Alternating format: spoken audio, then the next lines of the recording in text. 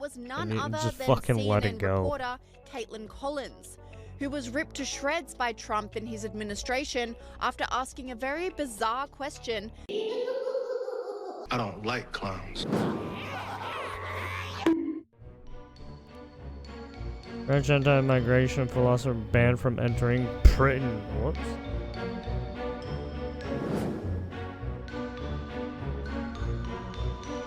Extremist pal of Osama bin Laden allowed in Britain to preach about Quran encouraging murder. There's recently another person burning a Quran, and then they got attacked. Yeah, I mean, yeah, shit like that's gonna happen.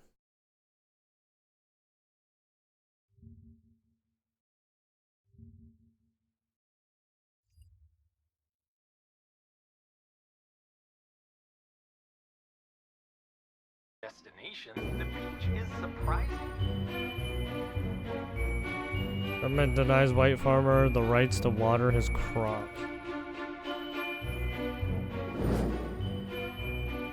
Kabbalah reps call police on Austin Metcalf's father for attending press conference after his boy was stabbed to death. Yeah, so this, yeah.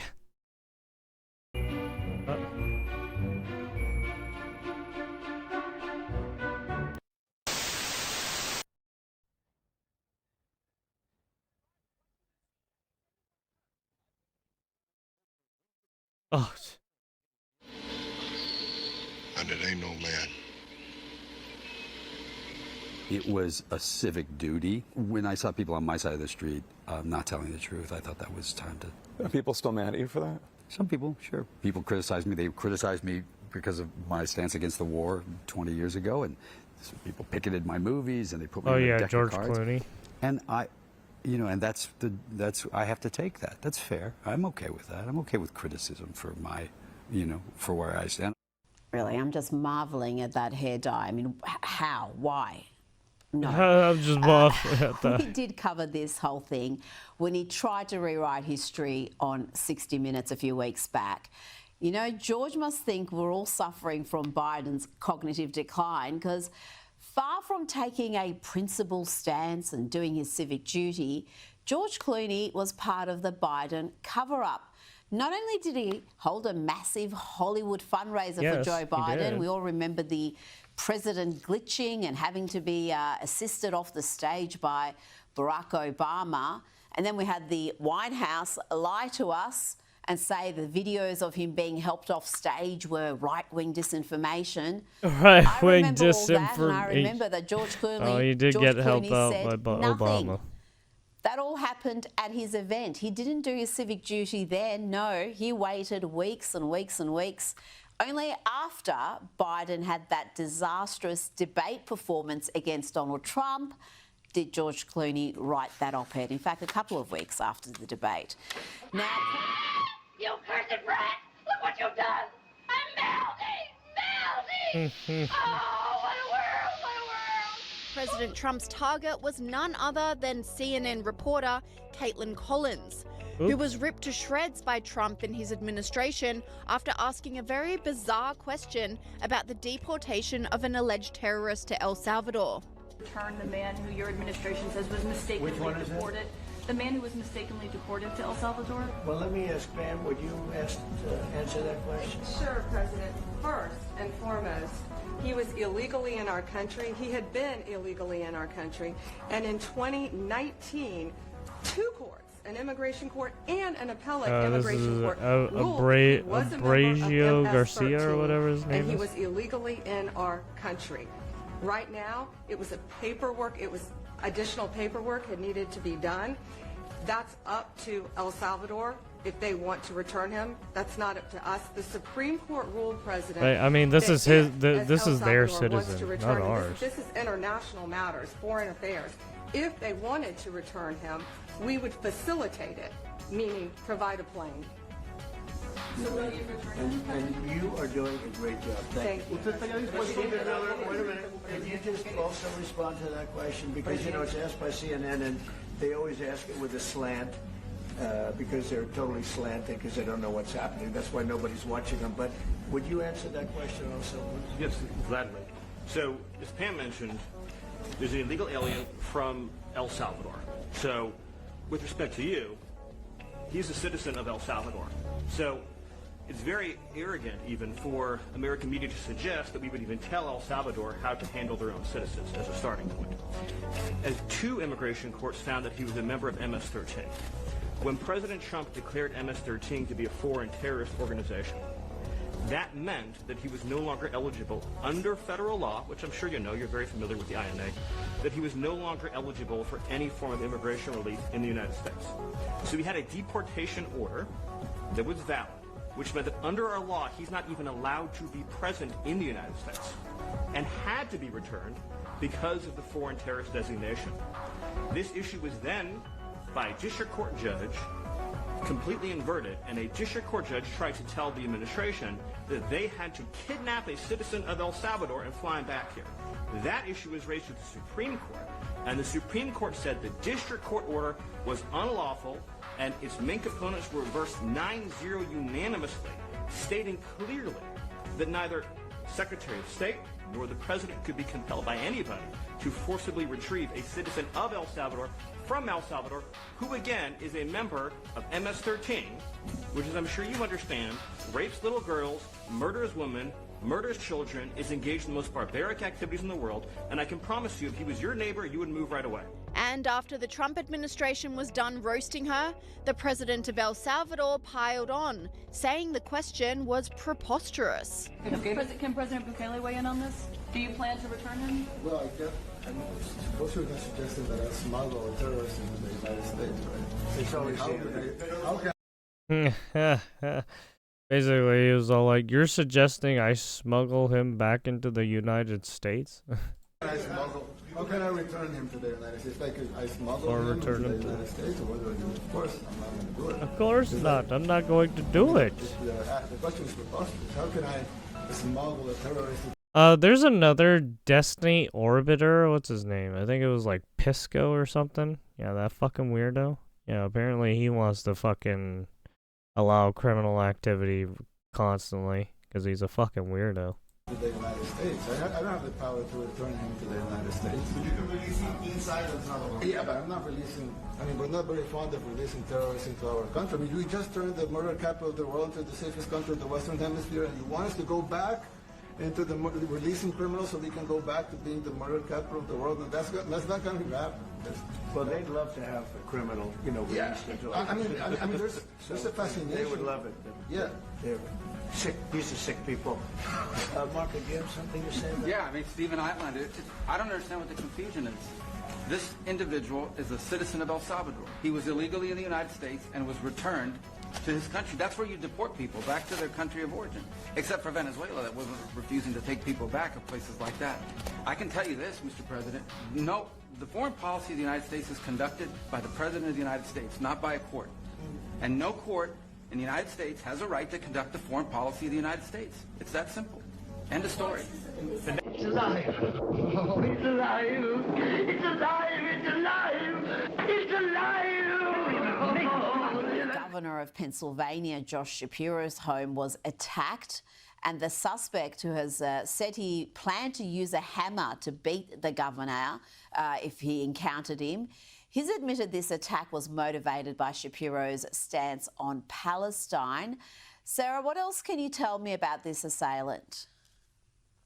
Well, Rita, show me a violent radical and show me a Democrat, because they are one and the same these days. It's every single time you have these assailants who are motivated because the Democrats have gone out and they have intentionally riled people up. They tell people to take to the streets. They tell people to get up in Trump voters' faces. They tell people to get violent. And no one should be shocked that all of these radicals who are listening to the likes of Jasmine Crockett and AOC and all of these leftist leaders, we shouldn't be shocked that they are actually following through with this. we have in this country record levels of anti-Semitic tone, of anti-Semitic rhetoric. And you have, unfortunately, too many useful idiots in this country who are listening to it, who are amped up by the rhetoric, and they're moved to, quote, do something, even though it's, of course, the wrong thing to do. And so, of course, we have personal accountability that needs to be had in this particular situation. But there are just far too many people in this country who are quite comfortable going out and saying, saying and then acting upon very, very violent rhetoric. And, personal accountability, sure, but I would say that the Democrats' rhetoric has a lot to do with the rise and the uptick in this violence. Here's a wand with a silencer on it. Why? But I ask again, why? ¿Lechuga? No quiere. ¿Pollito? There you have it. Want broccoli? Broccoli. Fucking. Yeah, even dogs are like, get the fuck out of here. Sometimes. What I tell you? Yeah, basically, if you don't train your dog to eat that stuff early on, they're not gonna like it. But yeah. Palate cleanser. F letter, U letter, Z letter, K letter, Carmelo.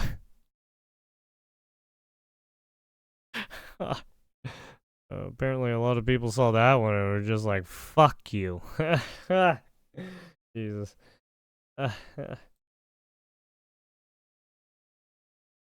Alright, on to the next.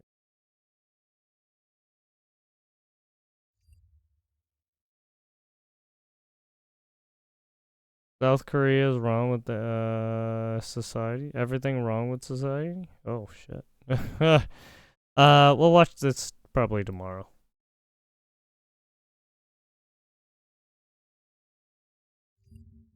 Let's play. Donald Trump, along with Oh shit! No, we're not doing that today. Yeah, apparently Sean had got another fucking video on the dark truth behind USAID. Oh, I mean, we all know what happened in USAID. Oh yeah, another TikToker got fucking goes on a bizarre rant after killing kids in a crosswalk for some reason. I don't know why. We can look this up. Right here.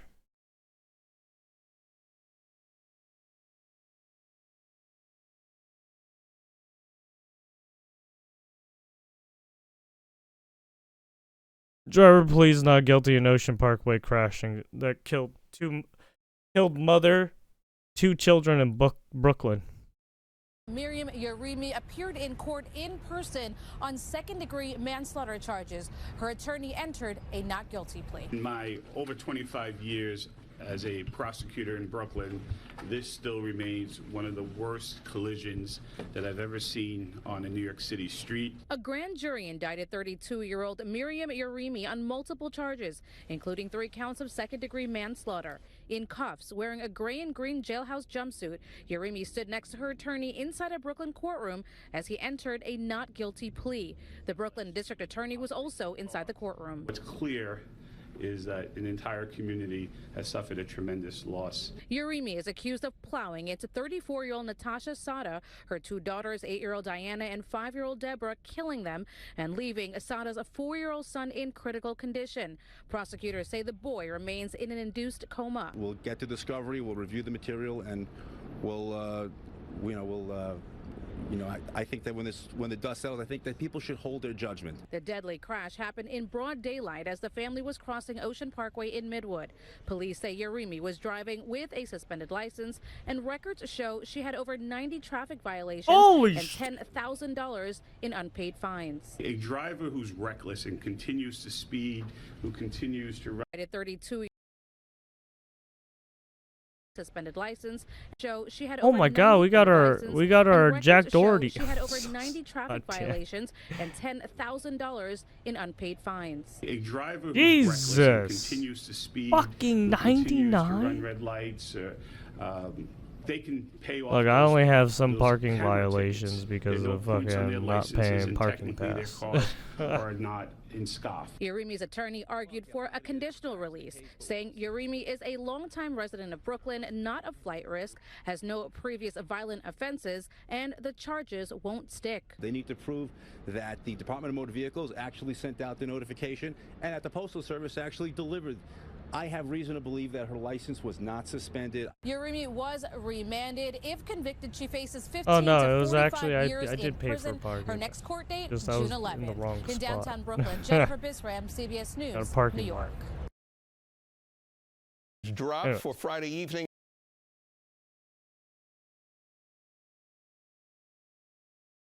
Here it is. Miriam Yerimi, the driver accused of killing mother and her 2 children last month on busy Ocean Parkway in Midwood, Brooklyn, pleaded not guilty during her first in-person court appearance Wednesday. The attorney for Yerimi, 32, entered the not guilty plea to manslaughter, criminally negligent homicide, and several other charges in March 29 crash. Natasha Sada, 34, and her 2 daughters, 8-year-old Donna and 5-year-old Deborah, were killed in the crash. 4-year-old son Philip was hospitalized with critical injuries. Holy shit. That child is now without parents and siblings. Yikes. Mother, 2 daughters killed in Ocean Parkway crash. Brooklyn District Attorney Eric Gonzalez spoke to reporters outside the courthouse saying Yerimi was driving more than twice the speed limit and ran multiple red lights. Oh, shit. In my over 25 years as a prosecutor in Brooklyn, this still remains one of the worst collisions that I've ever seen in New York City. Gonzalez said after the arraignment, Gonzalez said Wednesday, the son is making progress but remains in induced coma and is still fighting for his life. Why was she going so fast? I've been in contact with the family. They're devastated, he said, so I thought it was important as a father, but also as a district attorney, to be at this arraignment today. He added, what's clear is that the entire community has suffered tremendous loss. Prosecutors say drivers shouldn't have been on the road. According to Yerimi, was behind the wheel of the Audi A3 that struck the Toyota Camry with 5 people inside before hitting the family as they crossed the street. Her record shows that she was driving with a suspended license, had more than 99 violations, 20 speeding tickets, and 10,000 in unpaid fines. Holy shit, she had a big rap sheet. What is very clear is that she should not have been on the road that day. And she had not been on the road that driving that Audi on the day. This family would have not survived this terrible incident, dude. As you can see, this is the issue with enforcement. They don't enforce the laws, and you keep getting these people who repeat offend. And when they repeat offend, sometimes it's the worst thing that happens. Right? They take people's lives. And that's what you don't want. And now it looks bad on the police department, it looks bad on the prosecutor, right? It looks bad on the fucking government. Just all in all, it looks bad on the government. Earlier this month, Yerimi appeared for a virtual hearing with NYU Langone Hospital, where she was undergoing a psychological evaluation. Prosecutors have said she made several statements while in custody, including, I have the devil in my eye. I need a whole workup to get whatever is in my body. Where's my daughter? I didn't kill anyone. Gonzalez declined to comment on her psychiatric state Wednesday. Gotta love TikTokers. A driver who is reckless and continues to speed, who continues to run red lights, they can pay off those camera tickets. There are no points on their license, and technically their cars are not in scuff, he said. Defense attorney argues for conditional release.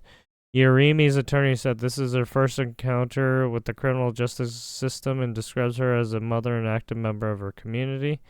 I don't know, man. She just took away fucking another community member and who also had children. Yeah, that's a hard one. We'll get the discovery, we'll review the material, and I think that when the dust settles, I think that people should hold their judgment.